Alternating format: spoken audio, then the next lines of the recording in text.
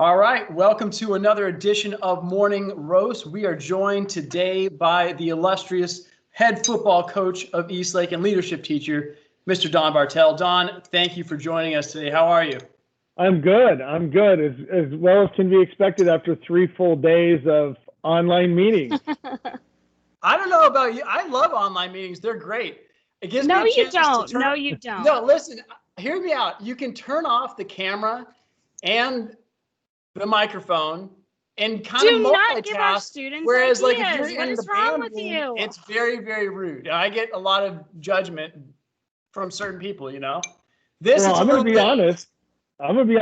I have one monitor on my desk that extends up, and during the large presentations, the one-way deals where they can't see us anyway, and the camera's off, the sound's on, I just put the monitor super high, and I have been known to lay on the floor in my office, which is otherwise known as the playroom for my children, and I watch the show from my back, laying there. Like I couldn't do that in a normal staff meeting. I will say that is a pro. I'm in my recliner right now, and I've definitely laid back for a lot of meetings, and that is pretty nice. That is pretty to be clear, I'm still paying attention to the meetings. Oh, absolutely. You can still do things and multitask, whereas like in the band room, for example, you just can't. You can't really. No. Anyway, okay, so we have a little bit to get to today. So we have to talk about our mugs because I have a brand new mug today. Would you like to see my brand new mug? Not really, but we're gonna see it. So go ahead, Kate. Look what it says. It says. Oh, that's wow. Bartel, do you know what that's from? from? No, I don't. But I just love that she has a mug with your name on it. It's from the show called Schitt's Creek, and it's very funny. Oh, yeah. And there is a brother sister, and she goes, "Ew, David!" Every episode, it's every quality. episode. And so this popped up, I'm pretty sure on Facebook or something, and it was one of those. I didn't even think about it. I just clicked buy. So I take all my money, please. Yes, that's what it was. Love it. Love it. Bartel, what are you drinking out of? Well, this is actually one of the first mugs. I got to get it close so it can, I don't know. There we go with the background. Yeah. One of my kids made this mug for me for my birthday. It unfortunately did not hold coffee for very long before it developed an awful leaking habit. But it is my most important mug because it sits next to my computer, and it did at school also, and stores all of my must-have writing utensils. Those are what the best mugs become, is they become pencil holders, because then you don't have to drink out of them and wash them. Yeah. That's a little small for how much I like to drink.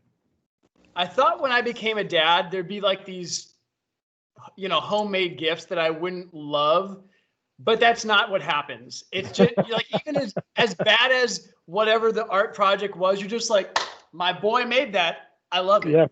You don't even have to lie at all. It's just like, it's fantastic. I got to turn on my lights again. The sensor went off, of course. Come on. I was wondering what happened there. All right. So my mug is, I don't know if I've done this on the show. This one says, "Yet despite the look on my face, you're still talking." I love that one.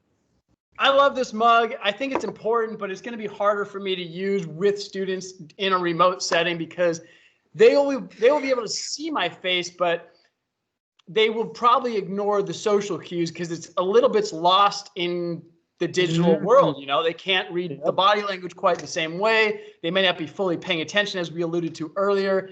So this is an important reminder to my students that they need to read my face, and humans in general, obviously. So anyway, hopefully I haven't drank too much coffee. But our topic for today, which we felt was kind of pertinent to the start of school, was the topic of motivation.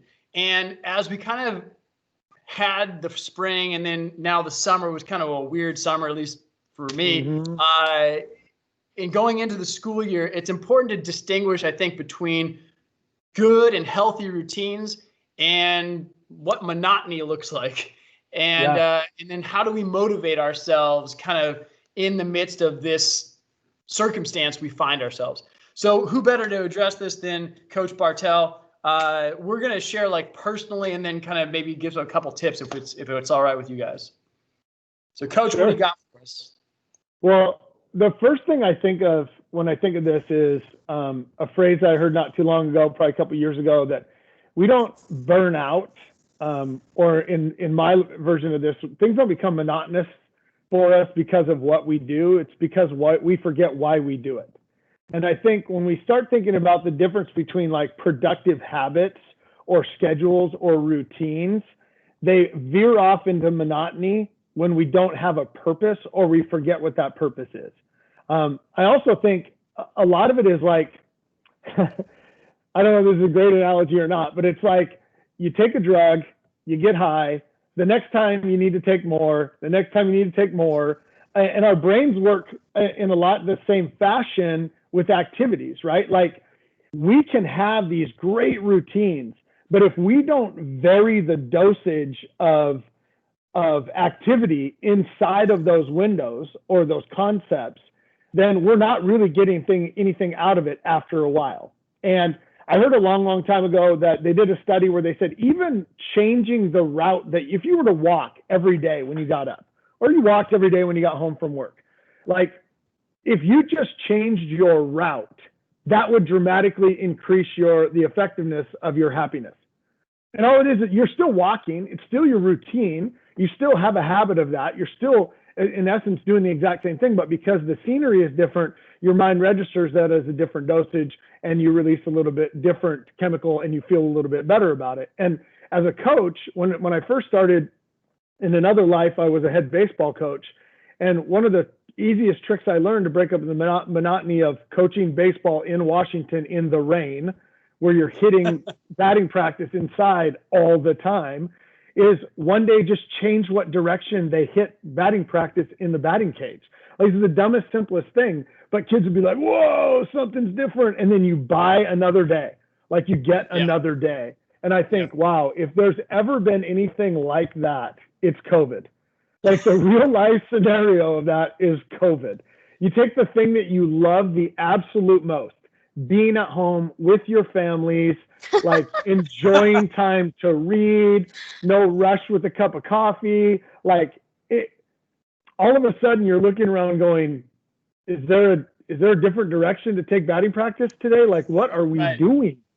I got so angry at myself because before COVID, I loved being at my apartment. I thought it was the best place ever, and I just wished I had more time there. Then when it happened, I was like, oh my God, be careful what you wish for. All I want to do is go back to school. Yeah, 100%. And it's so crazy because the school thing is even just a routine, but isn't monotonous because we intersect with how many living, breathing humans on a daily basis inside of the building. Like you never know what you're going to get. No. That's why I love our jobs, because it is hardly ever boring. It is exciting almost every single day and challenging in really awesome ways. And every year is different. You're never going to have the same group of students. You're never going to see the same thing twice. I give my drama kids the same prompts, but I never see the same show twice. Never. It never ever happens. And so it's amazing. It's funny that non-teachers kind of think that's what's going to happen, though. Aren't you going to get bored teaching the same history every year? No, not at all. The thing that I love the most that you can only experience as a teacher is the mind meld that happens when a kid says something about a prompt that you've been using for 5 years and you felt like you've had these great discussions and really fleshed this thing out, and some kid just drops a bomb. And the whole room goes silent, and you're like, oh my God, I never thought about it that way. Like I've read this book 300 times now. I never thought about it that way. I don't even know if that's applicable, meaningful, worthwhile, but it's new. That's crazy that you thought of it that way. Like I love that part. Right? Yeah. That's amazing. Yeah, and thank you. Yeah. Bartel, I have a question for you. Here we go. This should be good. So I've heard, I also, besides theater, I teach freshmen, as many of our viewers know. And so I see you speak every year to freshmen at the freshman fun day. Oh yeah. And it's inspirational, it's motivational, all that stuff. But then last year, there was a time where I got interviewed by leadership and I left something in your classroom and I went back to go get it. And you were talking to football players. And it reminded me a little bit of me, where sometimes how I talk to my theater kids and it makes their blood run cold. I was scared and I wasn't on the field. I wasn't messing up the throwing or the catching. And I was just like, oh, guys, we got to get together. But the football players were also like, hey, Wold, like, and I was just like, don't look at me. He's talking to you. Nobody move. Nobody move.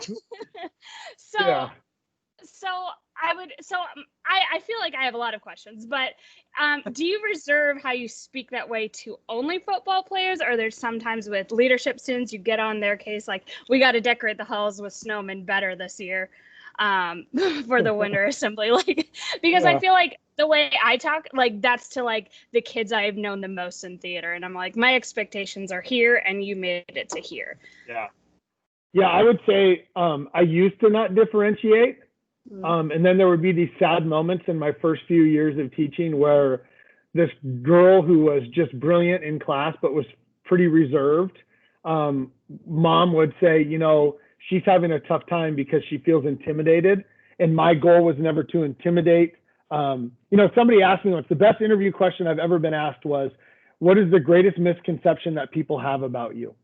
And I thought, wow, you really want to know? People ask that question. So my answer was, I think people mistake my passion for arrogance. And I thought it was a great answer, because I've gotten that a lot from people, parents, players, other teachers, whatever, over 25 years or 20 years at the time, I guess. And then the gal that I was teaching with, who was my best friend at the school, said, that's a great answer, but here's the real answer. People mistake your, oh no, I know what it was. I said they mistake my passion for anger. And she said, no, they mistake your passion for arrogance. And that was like mind blowing to me.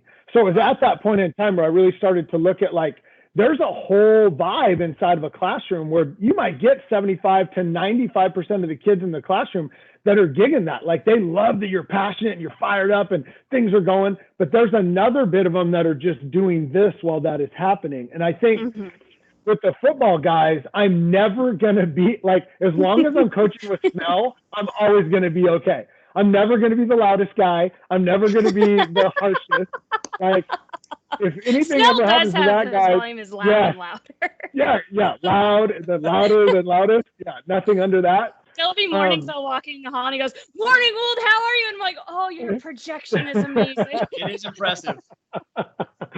Yeah, so I think that I did early used to talk to everybody that way, but now it's like, where am I? Who's in the room? The football players, there's a directiveness to it where you're almost, we do it at times just to prep them for the Friday night moment when we have to do it and be clear. And you learn little things like, say the name first. We remember everything after our name gets said. We remember very little until it gets said. So we lead with names and do it. So we prep those things kind of in meetings too, so they're used to it, which is why when they tried to engage with you, it was like super different for you, but for them it's like, it's normal. But yeah, I think the leadership kids, I would say, even when I was teaching humanities, like, I felt like every quarter, and David Hecht used to say this too, but David's thing was, you need to swear once every quarter just so they know you're serious. And I was never going to argue with David Hecht, never. But I think once a quarter, you have to really lean on them, so they know that you care. This is serious. Like, agape love, that action-based love is, no, you don't want to hear this, and it's going to jeopardize our relationship for the next couple of weeks, but you're not getting it done, and you need to know that. And then maybe you open the door and they reciprocate with, well, here's why we're not. Okay, perfect. Now we're making traction. Now we're going somewhere. So yeah, that tone is reserved at special times, but it's certainly not something that I have mastered, not even close. I think that goes to our topic about motivating students and finding that internal motivation. It has to be communicated to the individual or to that class in the way that's appropriate for that setting. And I think as we look to the fall or next week rather, it's going to be a challenge because we don't necessarily know these kids at all, and we got to set that type of rhythm in a hurry because we got a lot to do. But I wanted to get personal, if we could, for just a minute. So like, what has been challenging for the two of you, especially in, like you guys mentioned, being at home all the time? What else has been challenging in terms of routine versus monotony, and in trying to stay personally motivated to do what you have to do, whether it's as a spouse, as a parent, or as an employee? My friend, she introduced me to this concept of like what motivates us, and it was a quiz. I'll try to find it so I can share it with my students, because I think it's really important to know what motivates you, because it's not always clear. And for me, it's when people are depending on me. If it's just myself, like I have a goal where I want to jog in the mornings, I may not get it done. But if I plan to run with a friend in a 5K, I'm going to get up and out the door to work on that because they're depending on me. And I can't the day of call them up and say, sorry, never mind. That's always going to motivate me. So this summer, I had to send a syllabus to my college professor because I'm teaching the college class this year. I had to do that. And that's what motivated me a lot earlier than what motivated me to like finish a book on my own, things like that. I thought it was just money for you, Wold, but that's interesting. External motivators is what it is. Okay. No, and so if I knew I had to do something, like I wanted to read all these anti-racist books. So I started these online discussions with friends so that I would actually read it and put in the work, because I know that, yes, I may get it done, but I'm going to get done a lot faster if I know that people are depending on me.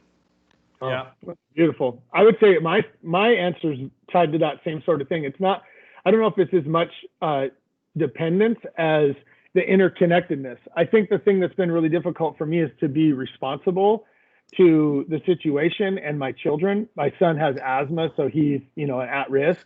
And so like my missing people as a catalyst for things has been really difficult.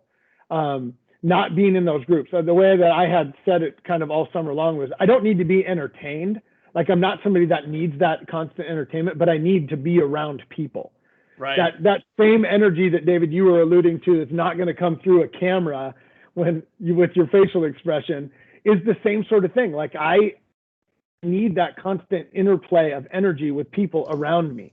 And that was so limited first in the beginning when we didn't know what was going on or how things were transmitted or what the real parameters were, into the lockdown and quarantine, to all of that stuff. And it's like the one thing that played hard on it was my lack of interaction with people out in the wild.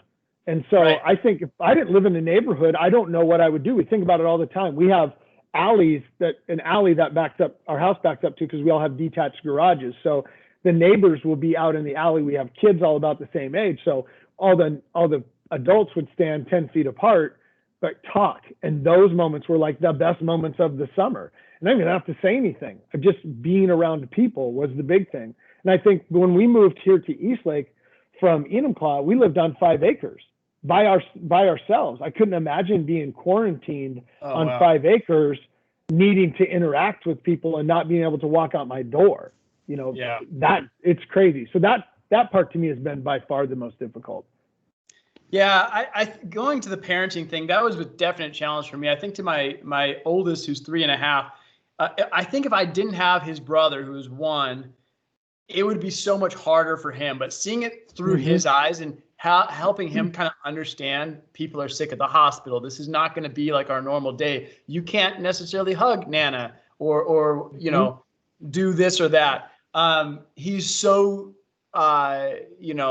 he so much wants to have that human contact. Like we'll go to McDonald's every now and then, and he'll go through the drive-through with us, and he's in the back, but he'll see the checkout person and he'll just yell at them like, "Hey!" He's so desperate because he wants that human connection.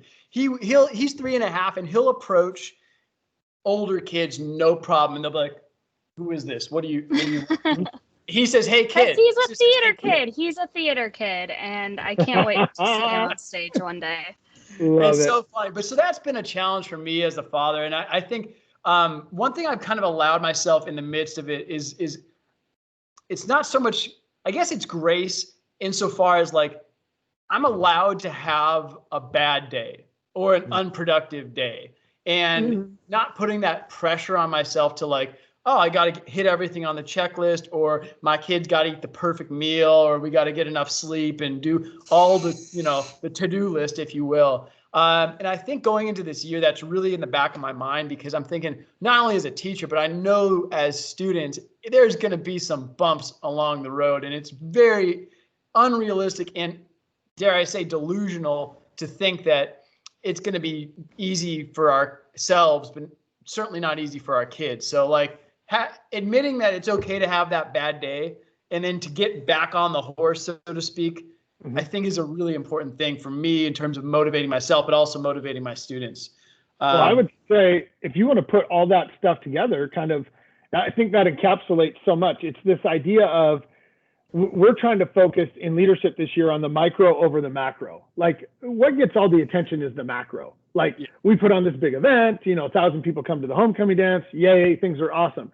But the reality is that doesn't happen if you don't have all those micro events happening where kids are engaging with each other. You're creating opportunities to do that. And I think when you talk about what we're going to go through and the mistakes that are going to be made, and you go back to my tone and how I didn't know how to use it in the beginning or whatever, one of the best things I was ever told was, because of your delivery, your personality, your passion, like the number one thing you have to develop with kids is trust, because you're going to blow it. And when you blow it, you have to have developed that trust, so they trust that you didn't mean what you said, or they didn't take it the way you meant it, or you just missed the mark. And I think we've all had those moments with classes where we had something happen and we didn't feel like we could do it, and they made you feel better about it because they're like, oh no, Menenberg, we knew what you were trying to do. Like that was funny that you struggled with that, but we love you. We're good. And then there are the times where you think you got it, and kids are sitting there like looking at you like, did you just say that? And I think that's where the absolutely say that. Yeah. Well, I think there's like all three of us are probably that way, especially with the jobs that we do. So it's like at the end of the day, I feel like my number one priority for the next 2 weeks is establishing trust by making that micro connection. Just that 10, 15 minutes individually with kids is going to make all the difference in the end, because man, I'm not going to ask them to log on to 15 different things for me, but I'm going to try to do 50 different things in the 2 things that they log in on. Like that's my goal. Let me do the work inside of the vehicle, and we'll get to this really cool place, break up the monotony, and make you look forward to class every day. You're going to try. So we know I'm going to burn out and fail at some point, but you got to give it a shot, right? And they trust you, and they're like, look at what he's doing. He looks like a circus animal, but he's trying, like he's entertaining at least, Exactly. I don't know about the two of you, but to get personal for a minute, there was a time in my life that I did struggle a little bit with anxiety. And I'll never forget, my dad gave me some really, really good advice. And I think it ties to our topic of motivation, because in order to get past, if anyone struggled with anxiety, they know like getting up and getting to do the next task is very difficult, especially when you talk about that macro thing that you were referring to. And so my dad told me, is like, you really need to try to break down your day into very small bites or very small tasks. So I became very to-do list oriented, and it's this weird chemical release that happens when you get to check something, however minuscule, off your box, that you can motivate yourself just enough to get to that next task, however small or however big the next task is. And I think that's one thing that, especially as teachers, we look at the whole year ahead of us, but tomorrow's Thursday. We got Thursday in front of us. You know what I mean? So Thursday's got enough problems to deal with. So I think for students, it's really, really important to keep, the broad perspective, but ultimately you got to get through this day and this task and this minute first. So you have to get through day by day. When I first started teaching, I remember the first day I went home and I went, okay, 179 left to go. And the next day I said 178 left to go. And eventually I realized I was no longer counting, but it was just that day to day. I had to get through just one day.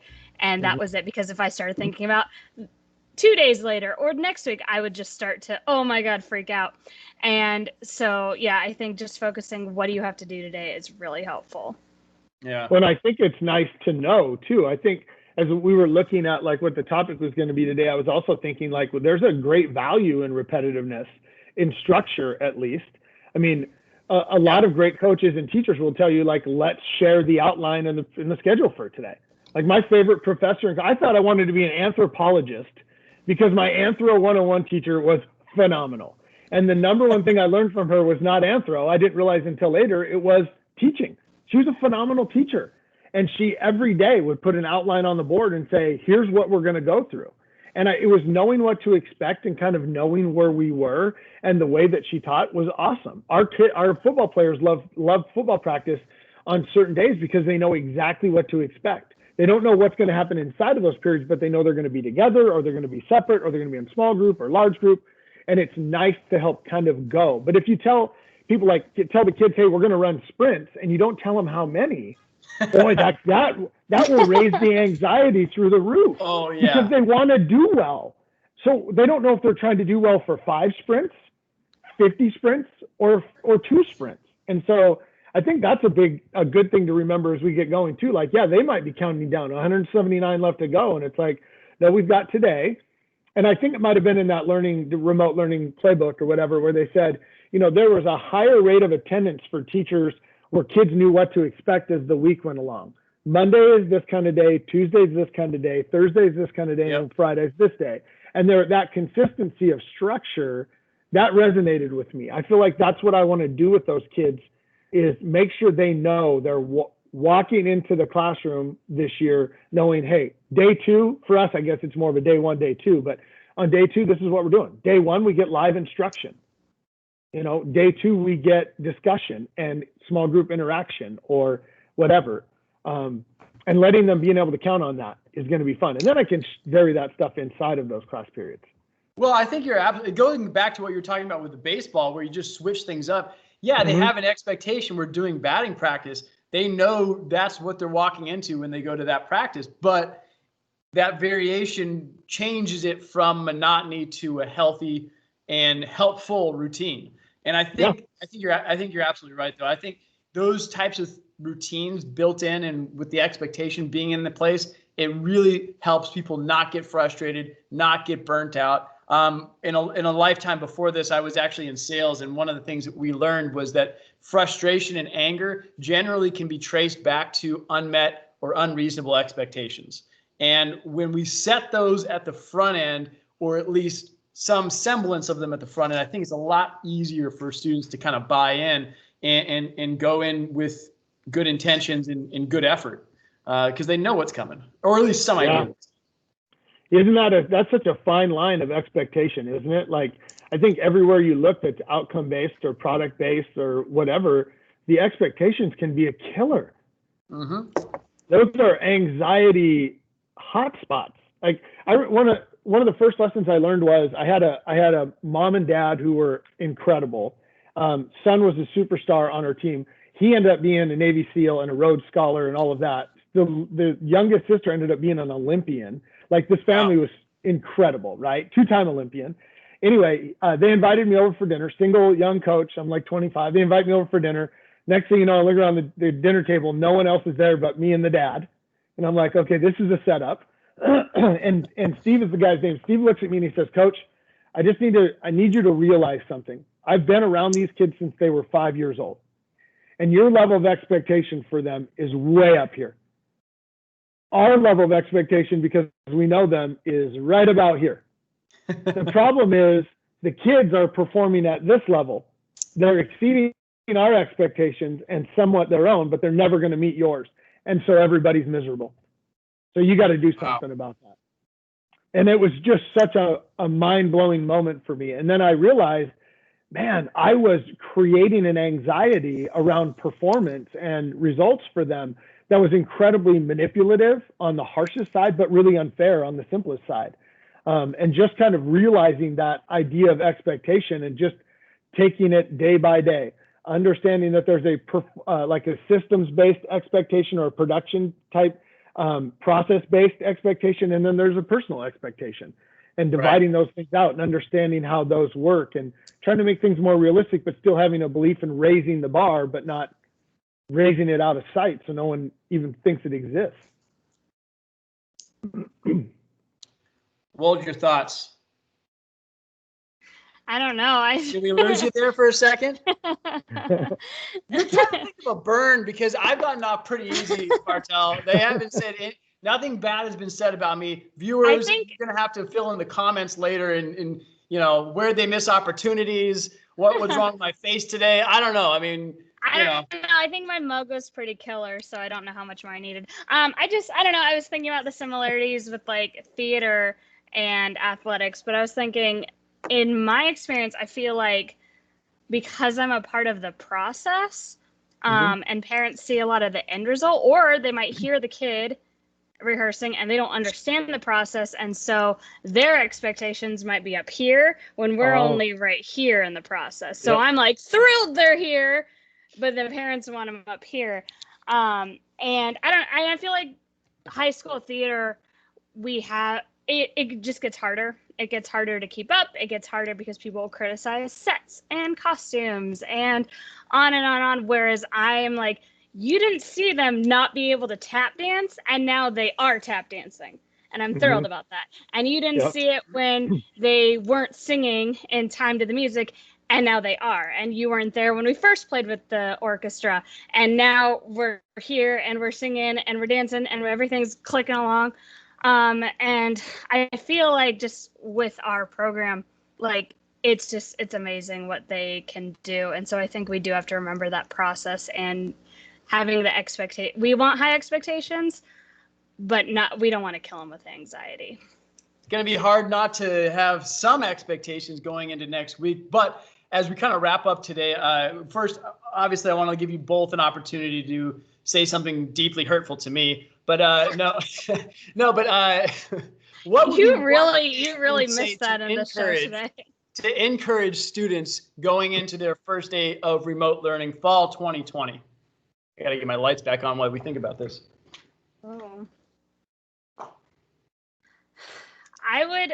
Just because I'm teaching freshmen, the first 2 periods, so I'm going to be seeing them, and then I'm teaching theater kids, which some I've seen before, some I've never seen before, and that's awesome. I think everyone just needs to remember that this is all new for everyone, and we are going to get through it, and this is not going to be forever. Like, I know things are going to change because of that, but eventually one day we're going to have the parts of Eastlake that we love the most and we're really missing right now. So, but at the same time, we are fortunate that we can talk this way through computers. We at least have that. And I'm really excited. I think I am the most excited to see the students, because when we had those couple weeks in March where we weren't communicating with students over Teams, that was terrible. And then we brought it back. It was like, it just made me excited to get up and get out of bed and plan stuff. That's what I'm missing. So I'm really excited for next week. I love that. Bartel, what are you telling students to encourage them day one? I think biggest thing is owning the process. I think what teachers need to realize is the paradigm's going to shift. It has to shift. Yep. Kids have been developing these skill sets to be online and communicate this way for a long time. They just never thought about taking those skill sets out of the online gaming world or out of their, private social media sessions or their FaceTimes or whatever, and bringing it to the classroom. They're the experts here. It's like how I used to get irritated about my teacher because he didn't know how to work a VCR when I was in like middle school. Like the same sort of thing. Like it's all going to shift now to kids are the experts at this stuff. We just have to listen to them. And so in that vein, I'm like, if I were to give them one thing, I would say you got to find one thing every day to be kind of excited about, or one thing every day that you're looking forward to, because this is a continual sort of natural organic process. I think, I'm going to try to take notes in this fashion today, or I'm going to type out my notes today, or today I'm going to dress up for my sessions, or I'm going to leave my screen on, or I talk too much, so I'm going to mute myself and listen today, or like there's so many different things around it that they could try. I mean, I'm a sucker for that. Like instead of buying a new pair of shoes, I'll change the shoelaces, and then it makes me like want to wear them again. Like that's something I've done since I was a little kid, probably because back then we only got one pair of shoes for the whole school year. So it's like, I think as long as you find something every day, and with the differentiation in our schedules, hopefully you have at least one class every day that you're looking forward to, then you're golden. And I think that's the thing. It's kind of like you were saying, David, like check the boxes off. Like there's a little thing there and that empowers me to go further. You hit that one thing you're going to try, check that off the list, and you're like, wow, that was kind of cool. That might have worked. And at the same time, I encourage, we had a meeting with the football players because I wanted to set them up before our dead period. So they're not allowed to meet with them right now. I gave them a whole rundown of like tips and things that they should be thinking about. One of the ones I thought was really important was consistently continue to take inventory every single day of what you need and what you don't need. Yeah. And get that what you need and eliminate what you don't in your space of learning, no matter how small that might be. But I think it's going to be important for us as teachers to do that. Like, what do I really need? What do I not need? Like, let's be as efficient as possible. And that's one thing that I'm actually appreciative of as I look at our schedule. You know, we have 1 hour a day with our classes, some of them. And I'm used to, with my block, to have 100 to 110 minutes a day. So now we got to really focus and choose things carefully. But in terms of like what we're talking about with getting students motivated and encouraged for the week to come, I think not only accepting that it's not going to go perfectly, but also not to suffer in silence. Like that's one thing I say, because I teach AP, I say that all the time. There's always 2 or 3 kids per year who just the whole year I know they need help. I ask them to get help. I talk to them and they just don't raise their hand. They just don't write me an email. They just don't come in after school, nothing.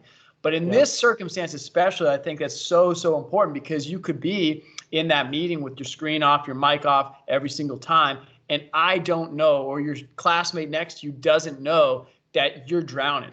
And so one thing I really want my students to know, and I'm going to say this often the next week and throughout the year, is that they have no need to suffer in silence or to suffer anonymously. Certainly, if they want to share their problems with me and not attach their name, that's fine. But like, there's nothing we're doing in our class that's so important that it can't wait for something that you need right now if it's that serious. So let's be real about that. And again, take this one day at a time and admit that we're going to screw it up every now and then, including myself. So I'm excited for all of it. It's going to be a very, very interesting challenge. I'm leaning into it though, and I'm you know, it's going to be fun. It's going to be wild. I love your acknowledgement of that, the fact that the degree of silence has just grown. The potential for silence is a totally different deal. You now have a kid showing up to school every day who in essence is the kid who could be the kid who never showed up to school, only we would never know it now because he's there every day, logged in, plugged in, supposedly. Silence is it's a black hole now, where before it was like, kid's not there, we can intervene. Kids there not paying attention, we can intervene. Now it's like, what are your indicators? You know, that's a great acknowledgement. I think that's going to be important. I'm going to bring that up right away. I think we have to. Yeah. Well, one thing I'm going to tell my students, because I kept seeing this a lot, especially from female students, they would apologize just for sending an email, and they'd be like, "Sorry for bothering you," and I would tell them like, "Stop.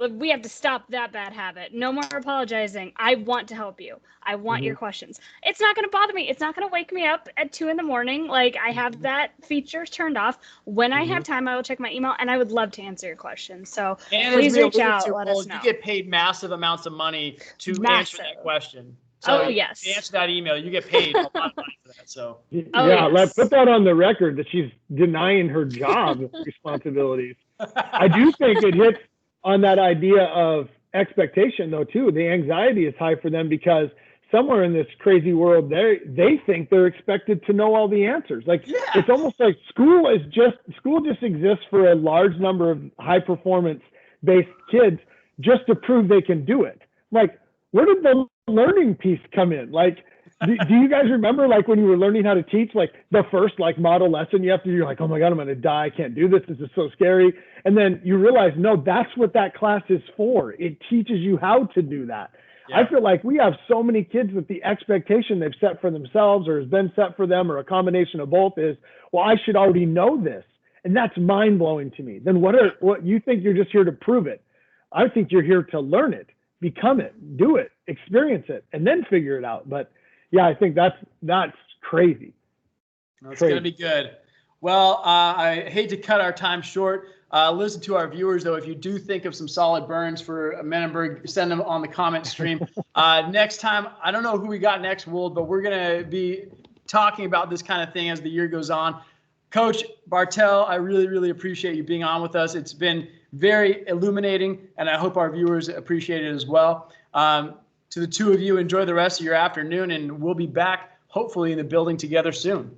Yeah. Yes. Viewers, let us know who you want to hear from, who you want to see, and what you want us to talk about too. All right. Take care, everyone.